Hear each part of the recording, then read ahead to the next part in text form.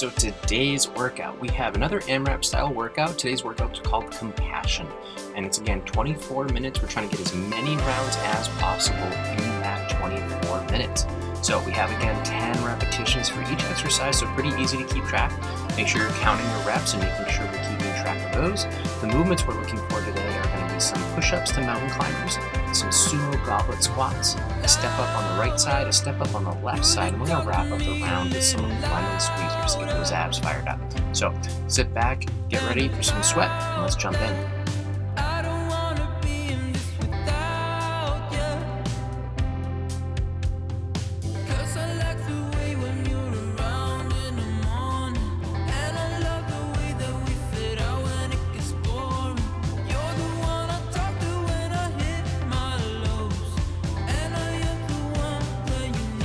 Alright everyone, first exercise coming up is a 10 push-ups to mountain climbers. So we're going to start up in that push-up position. We're going to go into 4 mountain climbers, and then we're going to lower down into that push-up position. So when we're setting up for this, it's best to make sure that your shoulders are right over your hands. Your hands are set just outside of your shoulder width. So up on the toes, we're keeping that tailbone tucked so we can engage those abdominals of a 1, 2, 3, 4 mountain climber, and then trying to get down into that lower push-up position, trying to go as low as you can. So everybody's going to be different in regard to how low they can go, and also too, you can always drop to the knees and lower down into that push-up just as Caitlin did here.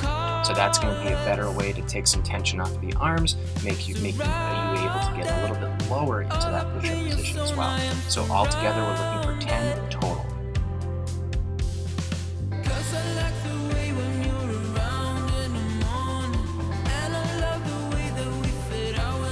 Alright, so for our next movement, we're going to get up onto our feet. We can hold on to a dumbbell, a kettlebell, a gallon jug, whatever you have for some resistance. We're going to go goblet style with this one. So you're going to grab either the head of the dumbbell, or either way, keeping that weight, whatever we're using, right underneath your chin and really kind of held up against your chest so it doesn't go away from the body.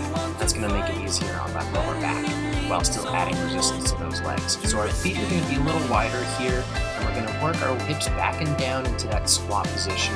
Just like with most squats, we're shooting for the parallel to get those thighs parallel to the ground. And so as you do that, we push that butt back, of course sort of leaning over your legs as you do push your hips back, and then drive through those heels as we come up to the top. Another good thing to think about is as you get up to the top of that squat, think about squeezing your butt nice and tight and make sure we get those glutes involved. Alright, and as we wrap up those squats, we're going to set up for our step up on the right side. So we're going to keep your right foot on the step. It can be the first step of your stairs, it can be the second step of your stairs if that's a little too easy. And we're going to work our way off the back there. So that right foot's going to remain on. We're going to keep that weight in that right heel as we step back with that left foot. Just getting a little bit of that reverse lunge positioning as we drop down into that movement.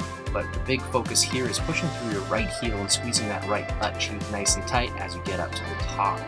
So we're going 10 on the right side, and then we're going to switch on over. We're going to get 10 on the left side. So same premise here, keeping the weight in the left heel this time, working our way back down with that right leg to the ball of the foot. So that's more just that balancing leg. If you are on a stairwell that has handle or the railings or even a wall, you can use that for a little bit of balance if you need to, so that we can really prioritize that planted leg to make sure we're doing the work with that.